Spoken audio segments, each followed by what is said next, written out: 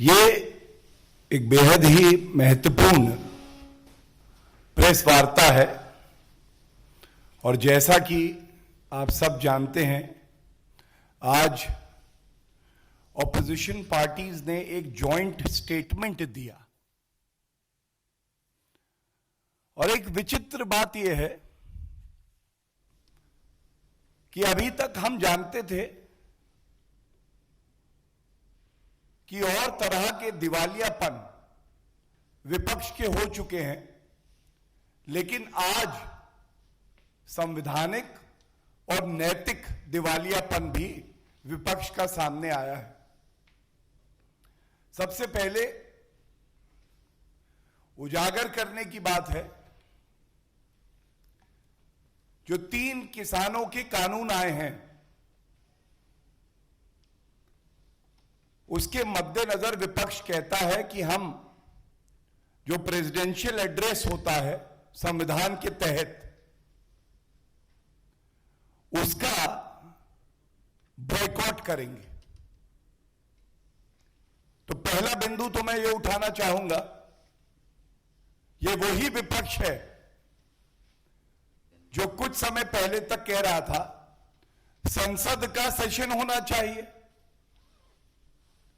और जब संविधान की शपथ लेके हर सांसद यह कहता है कि मैं केवल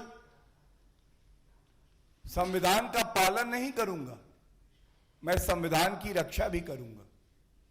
तो आज ये प्रश्न पूरा देश पूछ रहा है कि महामहिम राष्ट्रपति जी का अभिभाषण अनुच्छेद 87 केवल आपके ऊपर एक दायित्व नहीं देता है। जिन लोगों ने आपको चुना है और संसद भेजा है, वो भी ये उम्मीद करते हैं कि संविधान की रक्षा आप करेंगे और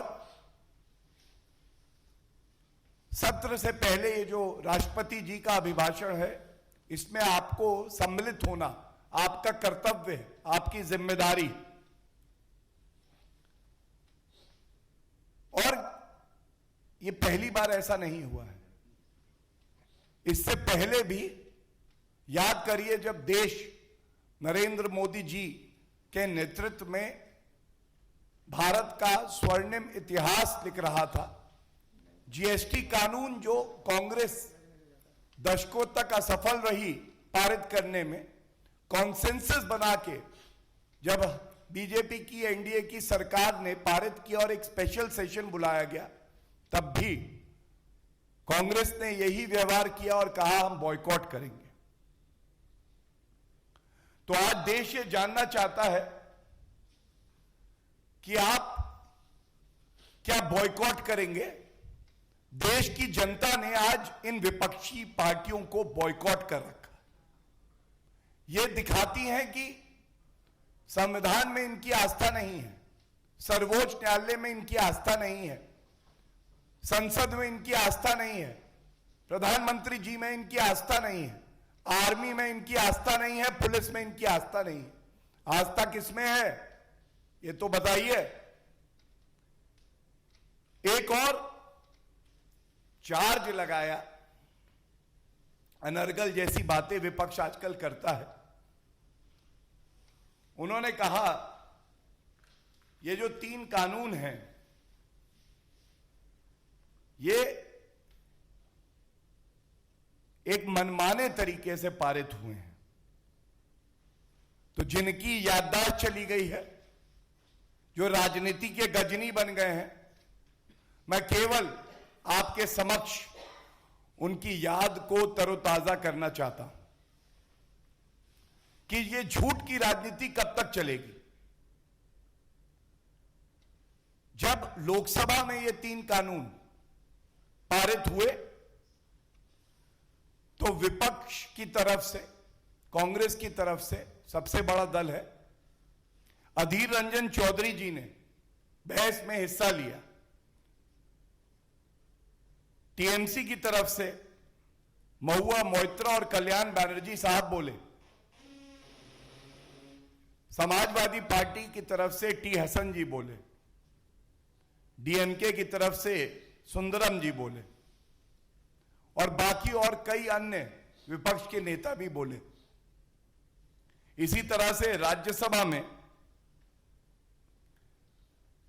पूर्व प्रधानमंत्री जी एचडी देवेगौड़ा जी,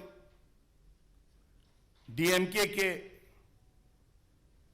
टीकेएस इलांगोवन, समाजवादी पार्टी के रामगोपाल यादव जी, कांग्रेस के प्रताप सिंह बाजवा जी और अकाली दल के नरेश गुजराल जी बोले। लेकिन विचित्र बात यह है, ये तब भी कहते हैं कि ये मनमानी है। इस बात का हमें गर्व है कि जब से एनडीए और भारतीय जनता पार्टी की सरकार है और श्री नरेंद्र मोदी जी इस देश के प्रधानमंत्री हैं, संविधान की रक्षा करते हुए, उसकी मर्यादा रखते हुए, जो प्रक्रिया का पालन होना है उसका पालन करते हुए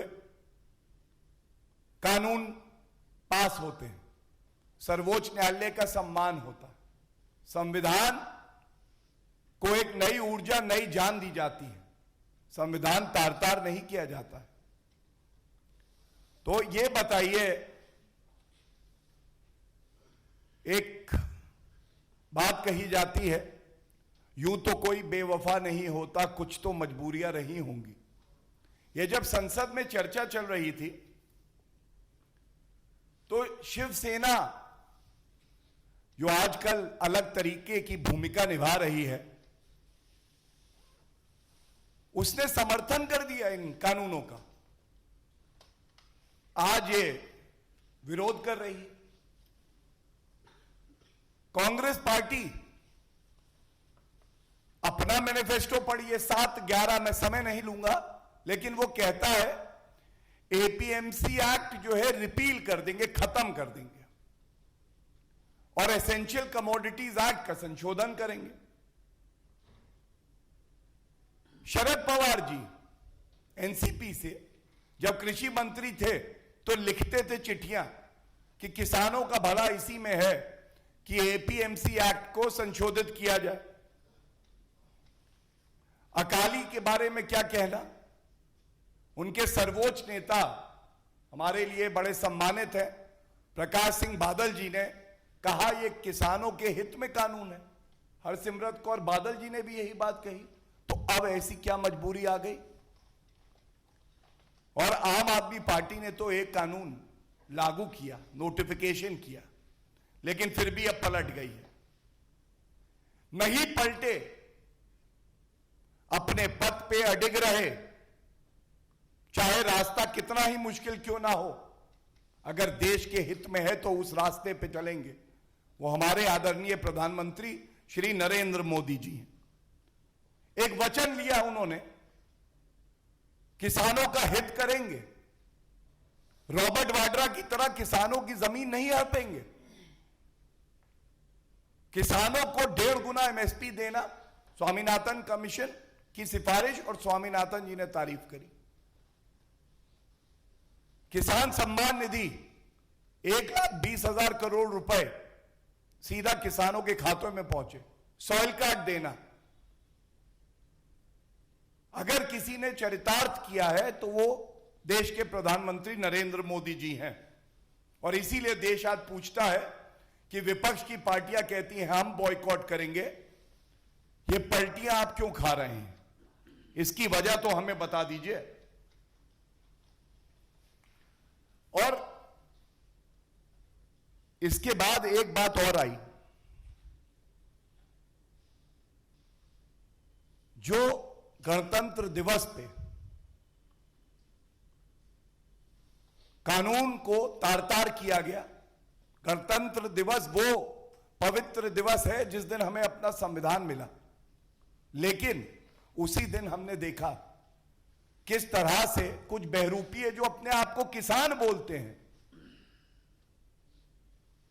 उन्होंने अराजकता फैलाई, खून बहाया और राष्ट्र ध्वज तिरंगा, जिसके लिए कैप्टन विक्रम बत्रा जी ने कहा था, परमवीर चक्र मिला था उन्हें, कि यह तिरंगा हवा की वजह से नहीं उड़ता, ये उड़ता है हमारे वीर जवानों की सांसों की वजह से। इतना बड़ा एक प्रकरण अराजकता का हो गया, लेकिन कांग्रेस पार्टी, ममता बनर्जी, समाजवादी पार्टी, इनके मुंह से यह शब्द नहीं निकला कि मैं निंदा करता हूं, मैं निंदा करता हूं। क्यों? और इसकी वजह बिल्कुल स्पष्ट है।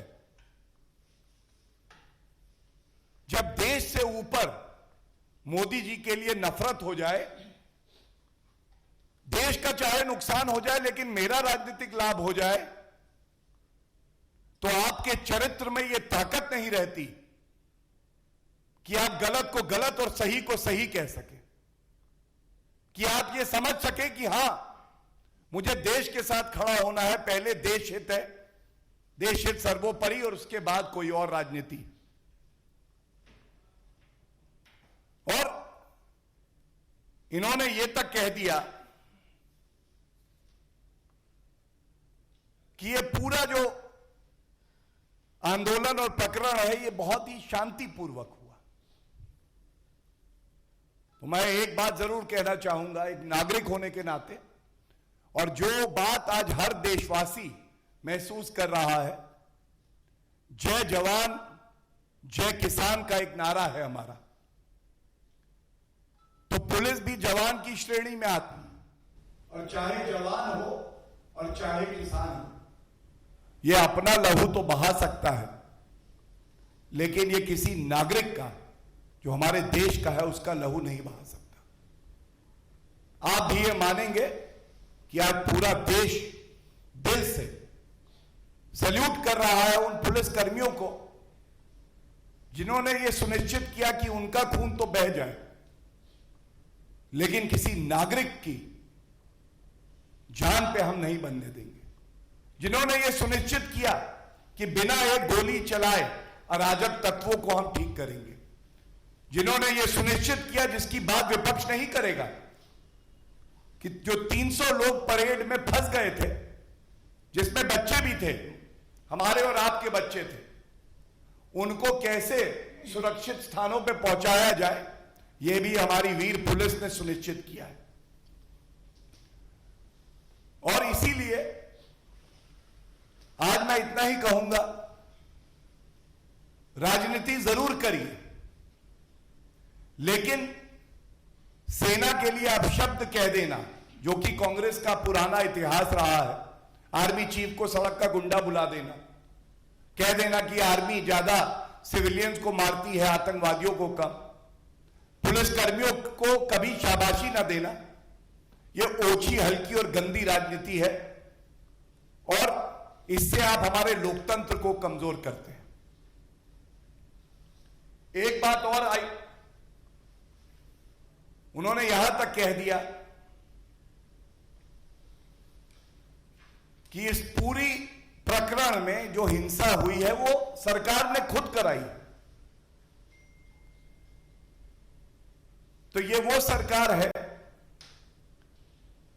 जिसने संसद में कानून पारित किए हैं संविधान के हिसाब से, चाहे सीए हो, चाहे किसानों का ये 3 कानून हो, चाहे अनुच्छेद 370 का संशोधन हो, और उसके बावजूद जब देश के 15 करोड़ किसान और उनके परिवार सरकार के साथ और श्री नरेंद्र मोदी जी के साथ खड़े हैं कि ये दशकों पुराने बदलाव आप लाए, आप हमारा जीवन बदल रहे हैं, धन्यवाद, तो कुछ बिचौलिए, कुछ उपद्रवी अगर इससे नाराज हुए, तो भी ये हमारी सरकार थी जिसने लोकतांत्रिक ढंग से 11 दौर की बातचीत करी, 45 घंटे तक ये बातचीत चली, और यहां तक कह दिया कि 18 महीने से लेके जो और अवधि होगी, ये कानून हम रोके रखेंगे, समाधान निकालते हैं। और इस सरकार पे विपक्ष ये आरोप लगाता है कि ये गैर लोकतांत्रिक है। केवल एक आईना दिखाना चाहूंगा, हो सकता है अपना चेहरा देख के विपक्ष खुद डर जाए, मेरे हाथ में सर्वोच्च न्यायालय के जजमेंट का एक पैरा है। रामलीला मैदान में भी एक आंदोलन चल रहा था। रात के अंधेरे में 1-1:30 बजे निहत्थे सोए हुए नागरिकों पे लाठी चलाई थी और सर्वोच्च न्यायालय ने संज्ञान लेके जो कहा था मैं आपके सामने रखता हूं। यह होता है गैर लोकतांत्रिक। कैसे आप विपक्ष की आवाज का गला घोटते हैं, यह कांग्रेस से बेहतर कोई नहीं जानता है। और अब मैं आप पेश कर रहा हूं, कोट कर रहा हूं। As a result of this action by the police, a number of men and women were injured, some seriously. This also finally resulted into the death of one Shrimati Rajbala. और एक और paragraph, para 143, in no case brick battling by the police can be condoned. They are the protectors of the society and therefore cannot take recourse to such illegal methods of controlling the crowd. यह है कांग्रेस के समय में। रात के 1 और 2 बजे अंधेरे में निहत्थे नागरिकों पे, महिलाओं पे लाठी चलाओ, उनकी रीढ़ की हड्डी तोड़ दो, मार डालो। यह आज हमें पाठ पढ़ा रहे हैं कि संविधान की रक्षा कैसे की जाती है, कि संविधान की रक्षा कैसे की जाती है। एक बात और इनके जॉइंट स्टेटमेंट में आई है, जिसमें इन्होंने कहा है कि संघीय ढांचे का हनन हो रहा है। संघीय ढांचे का इससे बेहतर उदाहरण कोई नहीं हो सकता है कि जो जनहित में लागू स्कीम है उसको आप प्रदेश तक पहुंचा रहे हैं। और ऐसा क्यों है कि आयुष्मान योजना दिल्ली में नहीं लागू हो रही थी पहले? ऐसा क्यों है किसान सम्मान निधि पश्चिम बंगाल में नहीं लागू हो रही थी? यह कैसा संघीय ढांचा है? और संघीय ढांचे का पाठ वो कांग्रेस पढ़ा रही है जिसने 100 बार आजाद भारत में चुनी हुई सरकारों को इसलिए बर्खास्त किया क्योंकि वो कांग्रेस की सरकारें नहीं थी।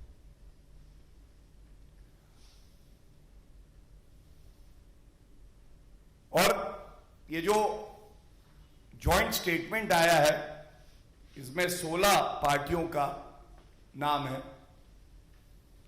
ईमानदारी, सच्चाई से बड़ी कोई ताकत नहीं होती है। हमने पहले भी देखा है विपक्ष की पार्टियां सोचती हैं कि हम एक साथ आ जाएंगे तो एक यशस्वी प्रधानमंत्री, ईमानदार प्रधानमंत्री, कर्तव्यपरायण प्रधानमंत्री को झुकना पड़ेगा। लेकिन सब जानते हैं कि 2019 के चुनाव में क्या हुआ था। और इतना ही कहूंगा, 0 + 0 + 0 + 0 + 0 लगाते चले जाइए और उनको जोड़ेंगे तो 0 ही निकलेगा। जब तक देश के प्रति जो निष्ठा है उसका 1 सामने नहीं लगेगा तो वो बड़ा नंबर नहीं बनेगा। किसानों के साथ भारतीय जनता पार्टी कंधे से कंधा मिला के खड़ी है, लेकिन विपक्ष को इसी मंच से एक मजबूत संदेश देना चाहते हैं।